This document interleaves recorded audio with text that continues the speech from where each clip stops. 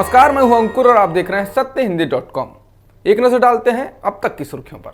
बिहार विधानसभा चुनाव में दूसरे चरण में 17 जिलों की 94 विधानसभा सीटों पर आज मतदान जारी है। इस चरण में 1463 प्रत्याशियों के भाग्य का फैसला होगा, जिनमें से 146 महिलाएं हैं। मतदान शाम 6 बजे खत्म होगा। सुबह 9 बजे तक लगभग 8% लोगों ने अपने मताधिकार का प्रयोग किया है। इससे पहले 28 अक्टूबर को पहले चरण में 71 सीटों पर मतदान हुआ था। चुनाव आयोग के मुताबिक पहले चरण में 54.26% लोगों ने वोट डाले थे।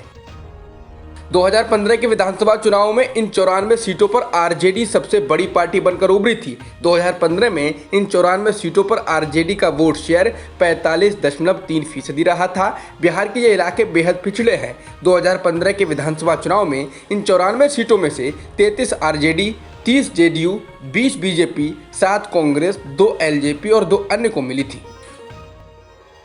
दूसरे चरण में मुख्यमंत्री पद के विपक्षी उम्मीदवार तेजस्वी यादव, उनके बड़े भाई तेज प्रताप यादव समेत कई अन्य अहम नेताओं की किस्मत का फैसला होगा। तेजस्वी यादव वैशाली जिले की राघोपुर विधानसभा सीट से चुनावी मैदान में हैं, तो उनके बड़े भाई तेज प्रताप हसनपुर सीट से मैदान में हैं।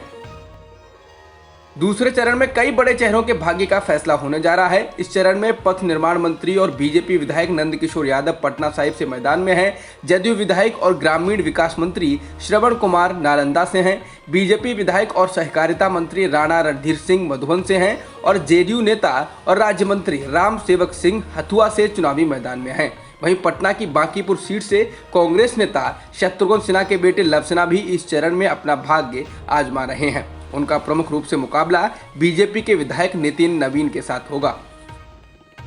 राष्ट्रीय जनता दल के नेता और मुख्यमंत्री पद के दावेदार तेजस्वी यादव ने लोगों से बड़ी तादाद में मतदान करने की अपील की है। उन्होंने कहा कि लोकतंत्र के इस त्योहार में ज्यादा से ज्यादा लोग भाग लें और कोरोना से सुरक्षित रहें। उन्होंने कहा कि बिहार की जनता को ऐसी सरकार चुननी चाहिए जो पढ़ाई, कमाई, दवाई और सिंचाई की व्यवस्था करे।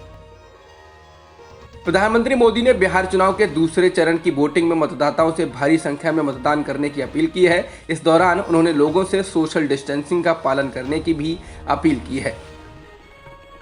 बिहार के अलावा 10 अन्य राज्यों में भी कोविड-19 महामारी के बीच 54 सीटों पर उपचुनाव के लिए मतदान हो रहे हैं। मध्य प्रदेश में कुल 28 सीटों पर उपचुनाव है। शिवराज सिंह चौहान अगर 8 सीट जीतने में कामयाब रहते हैं तो उनकी सरकार बहुमत हासिल करने में सफल रहेगी, नहीं तो सत्ता से बेदखल होना पड़ेगा। वहीं इस चुनाव में सिंधिया की साख भी दांव पर है। इन 28 सीटों में से 14 पर सरकार के मंत्री लड़ रहे हैं। हालांकि 2 मंत्री इस्तीफा दे चुके हैं। कुल मिलाकर 14 में से 11 सिंधिया के कहने पर पार्टी छोड़कर आए थे। इनकी हार जीत से सिंधिया के कद पर भी फैसला होगा। मध्य प्रदेश के अलावा उत्तर प्रदेश में 7, गुजरात में 8, छत्तीसगढ़ में 1, हरियाणा में 1, झारखंड में 2, कर्नाटक में 2, नागालैंड में 2, ओडिशा में 2 और तेलंगाना में 1 सीट पर उपचुनाव है।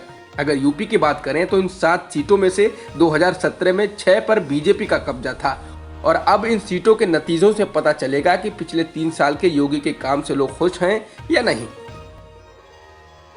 संसद के उच्च सदन राज्यसभा में एनडीए के 104 सांसद हो गए हैं, तो वहीं कांग्रेस अभी तक के सबसे निचले स्तर पर पहुंच गई है। 242 सीटों वाले सदन में कांग्रेस के पास मात्र 38 सीटें बची हैं। हाल ही में यूपी और उत्तराखंड में एनडीए ने 9 सीटों पर कब्जा किया है। अमेरिकी राष्ट्रपति चुनाव के लिए मंगलवार यानी आज मतदान हो जाएगा, लेकिन इसका परिणाम आने में समय लग सकता है। कितना समय लगेगा ये अभी तक साफ नहीं है। लोगों की नजरें इस बात पर टिकी हैं कि क्या ट्रंप दोबारा सत्ता में वापसी कर पाएंगे। कई राजनीतिक जानकार मान रहे हैं कि डोनाल्ड ट्रंप चुनाव हार सकते हैं। इस बार जो बाइडेन का पलड़ा भारी लग रहा है। अगर ऐसा हुआ तो 1992 के बाद पहली बार ऐसा होगा जब कोई राष्ट्रपति दोबारा नहीं चुना गया होगा। ऑस्ट्रिया की राजधानी वियना में कुछ हथियारबंद बंदूकधारियों ने 6 जगहों पर गोलीबारी की, जिसमें पुलिस के अनुसार कम से कम 2 लोग मारे गए हैं और कई लोग घायल हैं। ऑस्ट्रिया के चांसलर सेबेस्टियन क्रूज ने इसे एक आतंकवादी हमला बताया और कहा कि एक हमलावर मारा गया है।